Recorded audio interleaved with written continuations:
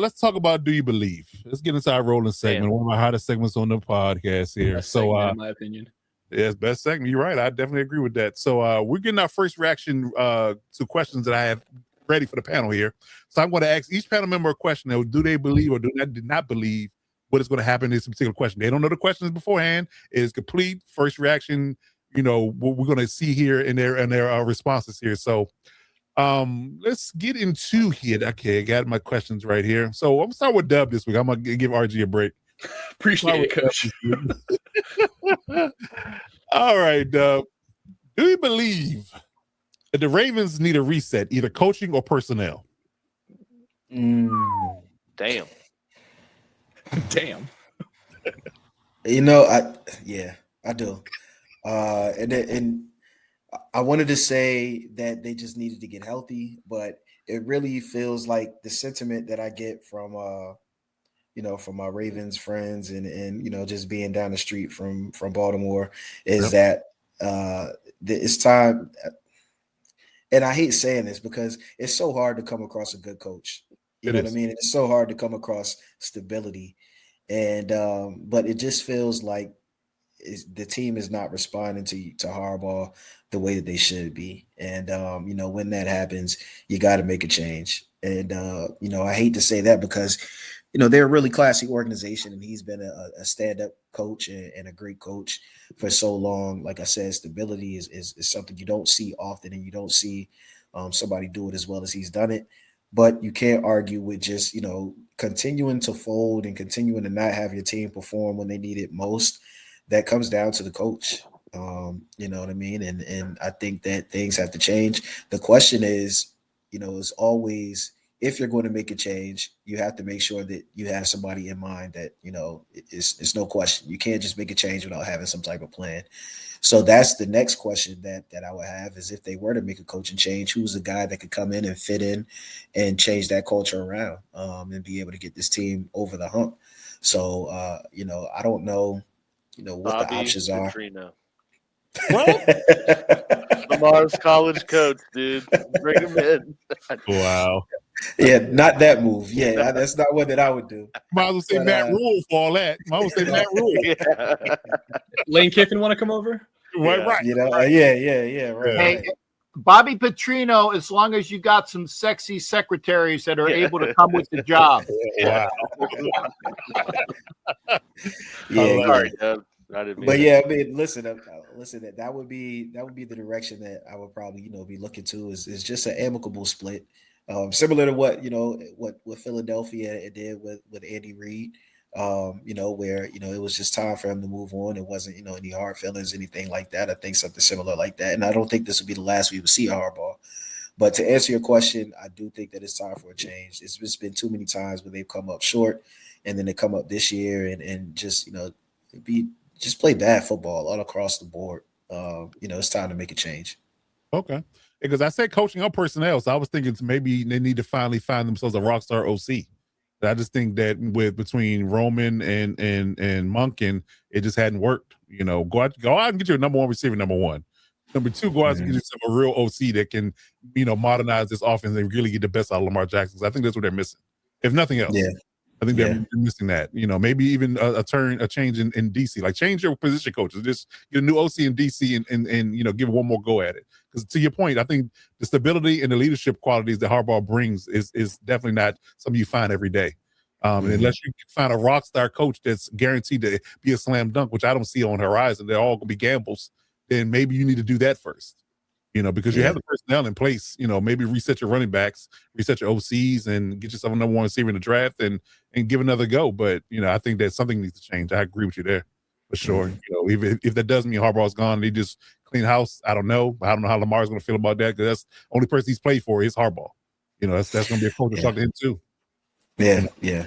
So, I mean, we'll see. There, it's funny you say that. There was a Reddit post apparently that a former Ravens player girlfriend had leaked some quote unquote secrets. And some of the secrets were, one, that Lamar isn't really a fan of Harbaugh. He wanted him. Now this is, like I said, this is a Reddit post, and this is it's alleged. Yes, it's alleged. Yeah. But yeah, allegedly. Remember, do the air quotes, He did allegedly. it already. Yeah. The allegedly that Harbaugh's kind of lost the locker room, and they wanted some changes. There were some other things, but for the sake of this conversation, that was the major thing right there. Is that even Lamar was kind of looking for some type of change in coaching and changing in aspects. So once again, this is all alleged air quotes, Right. but Right. There you go. Hey, clap on, brother. That's awesome. Make sure. Indeed. Well, listen, he learned from the best. We got Lori in the building. He's been coaching us all how to deliver takes without getting sued. So we're good. Yeah. We're good. Yeah. But if you be honest, if you look at Lamar's body language, he kind of seems checked out a little bit too. If you want to be honest about it, if I'm being hyperbolic or being microanalyst, kind of thing. It's the same thing over and over again. You get to a certain point of the season and things start to become mundane, and you start to, if you can figure it out, if you know what's coming up, then other teams can figure it out. Other teams are kind of keying in on it. So it'll be interesting to see. Like I said, it's a classy organization. I love the way that they do things. So I have faith that they'll be able to turn things around, and hopefully, Lamar is able to get one, because he's definitely one of the classy guys in the NFL. We'll love to see him get one. Okay. Good stuff. All right. So let's move over to Violator here. So we're going to stay in the AFC North, and we're talking about teams. Do you believe that the Steelers need to move on from Tomlin? Ooh. I'm glad I didn't get that one. Damn. Well, now I got to step in that one. Here's the thing. It's just like what Coach Mike was just saying. Fans and coaches wear out their welcomes, and I've heard it from some Steeler fans that they're just tired of the same mundane, that whole fire is gone from the Steelers that they're used to. And I can attest to what they're saying. It's just they need to throw some other mix in there. And I've been hearing them talk about, hey, Tomlin just wore out his time. Just get somebody new and fresh in there. It's kind of like losing the locker room. So, but you're losing the fan base, basically. But I'm going to say change, like he said, maybe change an OC or DC. Mm-hmm. But to move him from it, that's like moving one of your cornerstone pieces, and the whole system may fall apart. It's like cutting your nose off to spite your face. That part. Or that saying, careful what you wish for. That part too. Yeah, I agree with that. Because again, back to the conversation about Harbaugh, if you got a guy that's a rock star to guarantee the work coming in, then that's fine. But if you don't, you're gonna look foolish if you bring a guy in like who's the OC from who's the current OC from for the Chiefs right now, Alex? He was the Bears. Nagy, right? Yeah, you got someone take him. Dude. Yeah, I was going to say Matt Nagy flamed out with the Bears, so I don't think he's a good coach. Right, but that's my point. You bring a guy like Matt Nagy in who's successful as an OC, and he comes in and he completely and utterly falls on his face. Then you're really in dire straits, right? So yeah, I think that don't Penn State it is what you're saying. Yeah.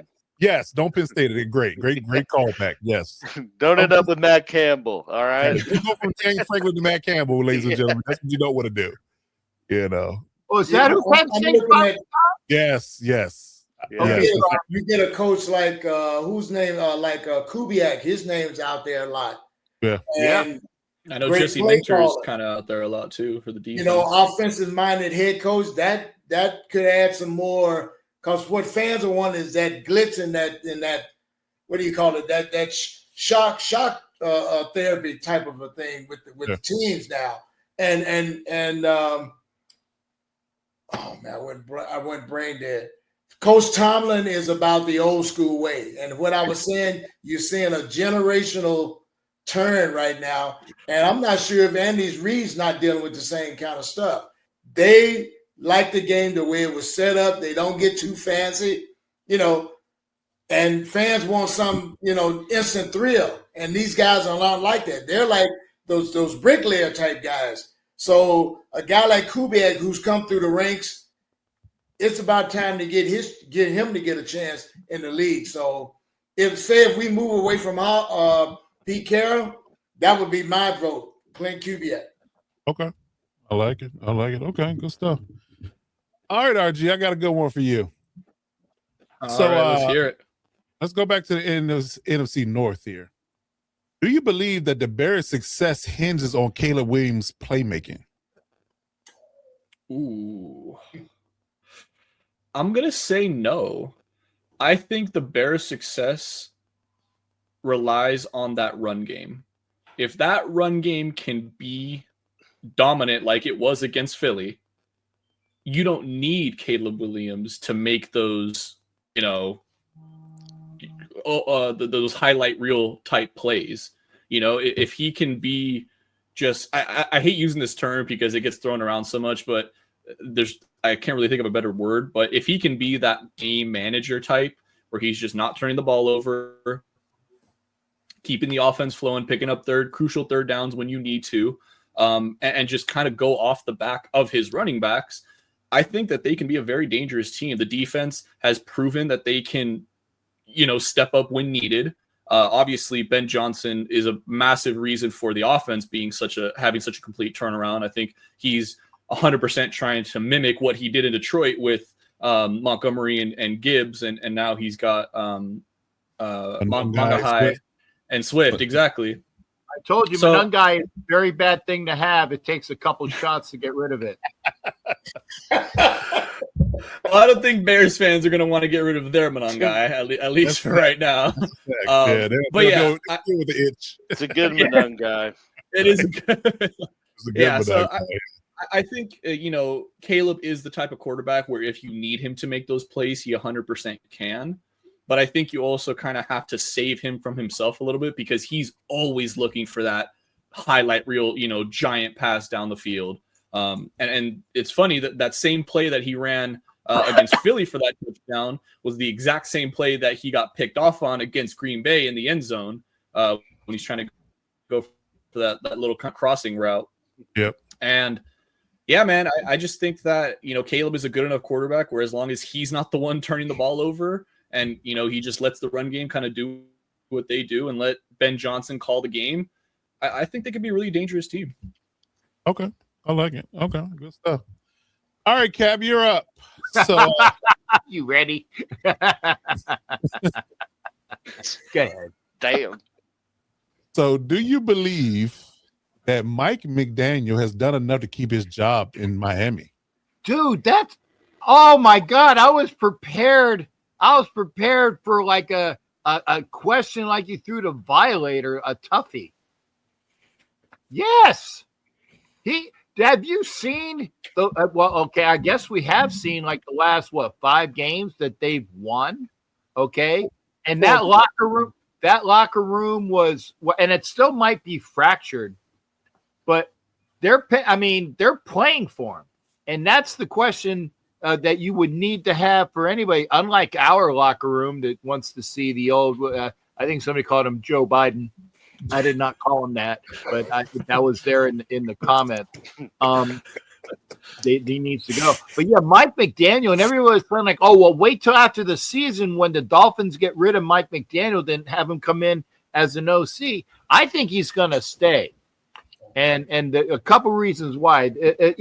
I do not know the rest of their schedule, Coach. I'm very sorry. They can flame out in the rest, but I think that as long as he goes 500 the rest of the way, he would show a decent turnaround for what he beat the Bills, which they always beat down on the Bills. 30-13. PTA. Yes. Hey, but the thing is, they always beat the Bills one game in Miami. Got a good point. Check it out. They always do. No, you're not wrong. You're not wrong. Up until this year, the Chiefs always had a bye week before they hit the Raiders. Check that out because that's true too. Up until like this year and last year, they finally figured that one out. But yeah, I think that he's done enough. And the other thing is maybe because the Miami ownership is cheap, they might not want to pay a guy that's gone. Unlike White-haired Mo, that likes to pay coaches that are not currently. I don't know who that is, but paying coaches that aren't. Yeah, thank you, Wayne. I have no clue either. But I think that if the Dolphins are as cheap as I profess them to be, I think McDaniel's done quite enough. I don't know I think if he gets rid of some of the bad players that are on his ass in the locker room, that he can sweep them out, and then he can start fresh with what's there. But I think he's going to be there. That's a fact, Ed. Man, you hit the nail right on the head. Nobody's cheaper than Cincinnati. You're right about that. That is a fact. I was going to say that. Damn, Ed, Ed's got most of my rim shots available. Rim shots. Okay, wow. Making sure. So yeah, but they're close. Schedule: Steelers, Bengals, Buccaneers, and Patriots is the remaining schedule. Tough slate. Yeah.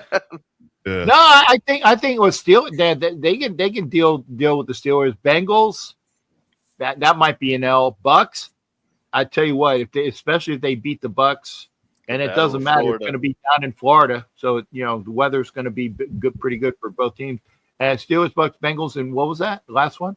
Patriots and New England. The Patriots might have stuff so wrapped up by then they might be as long as they bring their thermals, and they don't have a snow blower on the sidelines available so that John Smith can kick a field goal. Yes, I'm old school. Look it up, folks. They can win. Okay. Fair enough. And that was against the Dolphins, by the way, if you go back in history. When one Ray Finkel. That was all we know. Ray Finkel. Yeah, one Ray Finkel. Gotcha. No, it was John Smith, the English guy, and it was against the Dolphins. And Shula was so apoplectic. Look up that word, folks. It's a big one. That they were about ready to he was close to last rites. He was like, it was, that was horrible. The guy on work release from the prison, too. Oh, wow. Okay. You don't know that, Coach? I do not. I'm not a historian like you, sir. Okay, look it up. Miami, New England, snowplow game, with the kicker, John Smith. It again, I'm not useless knowledge, folks. They do have me here for a reason. Yeah. All right, AG, you're last on the docket for the questions here, and this is a good one. Do you believe that Daniel Jones is done as a starter? That's a soft. Damn, that's tough. You think that's soft? I don't think so. I think Indy is going to sign him to some sort of cheaper extension, and he's going to get one more chance next year, just because of how strong of a start he had. I know things kind of tapered off the last few weeks, but I mean they started off hotter than anyone, and I think that they're going to see what they got with that, just based on probably where they'll be picking in the draft. I think they kind of have to double down on. Well, that's the thing. They don't have first round pick for the next 2 years. Oh, yeah. Yeah. Well, that too. Yeah. So, yeah, they kind of have to at this point. I mean, it's either that or some other team's trash. So they're going to play one more year. So they got to double down on the Anthony Richardson, Daniel Jones training camp preseason battle and see what they have. But I do think this injury got them at least to get Jones back for cheaper. Because I think if the year went on, especially if they made the playoffs and the year went on and he was healthy, I mean, he was, I think, in for a pretty decent extension. And yeah, I mean, at least Sam Darnold money somewhere. Yeah. At least Sam Darnold money, if nothing else. He might not be top dollar, but it would be Sam Darnold money. Yeah, I agree with that. Okay, good stuff. All right. All right, for you, Coach. Al Grace, you got one? I got one. Do you believe that Nick Sirianni will be fired at the end of this year? I'm going to say no. I'm going to say that he has to do what we talked about in regards to what Tomlin should do and what Harbaugh should do. He got to fire his OC.